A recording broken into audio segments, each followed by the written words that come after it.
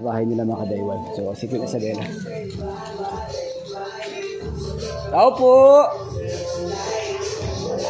Queen! Tao po! So, ang daming may music sila. So, tignan natin. Hello! Yan. So, ayan si YT. Nangangagat to eh. So, sana nga eh, tayo kagatin. So, sana. Nangangagat to eh. So, yan.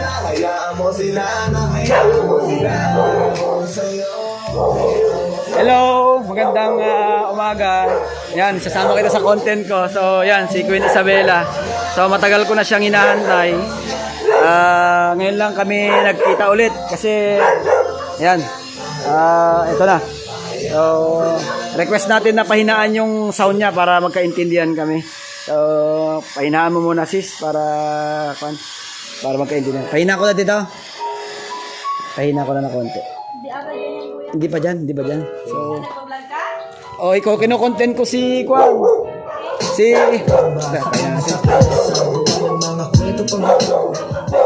Yan, so pinahinaan natin. So nagpaalam naman tayo. So IT, wag mo akong kagatin. So Queen Isabela, kung hindi mo nakita yung aking content, humingi ako ng tulong para doon kay Lolo Bio.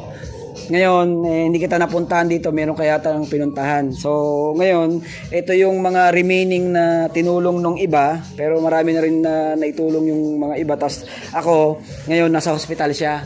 So, sad nga, dahil wala naman nang tumutulong sa kanya. At, yun nga, ilang araw ko na hindi nakikita. Ibibigay ko sana itong mga grocery niya dahil ito yung mga tinulong ng nila Patikim Vlogs, nila Mimi Vlogs, yung mga vlogger dyan na puntahan ko sa bahay-bahay nila. So ngayon, hindi kita napuntahan kita rito pero wala ka dito. So sabi ko, siguro may time din siguro magkita tayo. So nakita ko yung sakyan mo. So nandito na ako ngayon.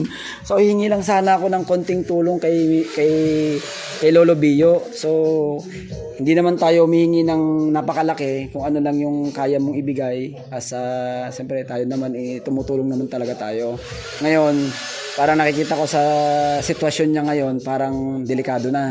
So parang wala nang aga-alaga and then sana nga masave pa yung buhay niya at matulungan pa sa mga gamot-gamot. So yan, ito mga guys, ito yung ating itutulong mamaya. So yan. Yan, si Queen, alam ko naman na mabait itong batang ito. So kasama ko rin sa lahat po ng mga content niya. So yan mga ka-DIY, ito pala yung kanyang bahay na mga ka-DIY.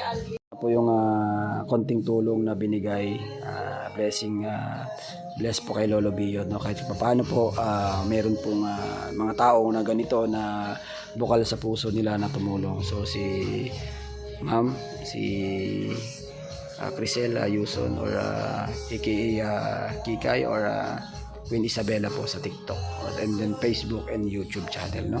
So mga ka-DIY, yan, salamat sa kanya. So wag po nating kakalimutan na i-follow siya, no, mga ka-DIY. So yan, kukunin na natin ito, ilagay na natin sa suitcase at tara na sa ospital at iaayos pa natin yung mga damit doon sa sako natin. At ayusin ko yung gagawa ako mamaya mga ka-DIY ng papag. Marami akong kahoy doon. So kukuha tayo ng bayog para may hihigaan siya. Kasi sa side lang siya humihiga mga ka-DIY. So let's go and then mamaya i-update ako ni Queen Isabela para sa dagdag na medication niya mga ka-DIY. So salamat. Cecil, salamat. Queen, thank you sa blessing. So yan, tara na. Let's go. Ito na yung nahingi natin ng tulong kay Ikon binigay ni Queen Isabela. So tara, iayos natin to para kahit paano ay magamit niya araw-araw. So tara dito muna sa bahay para kakain muna tayo kasi tanghali na.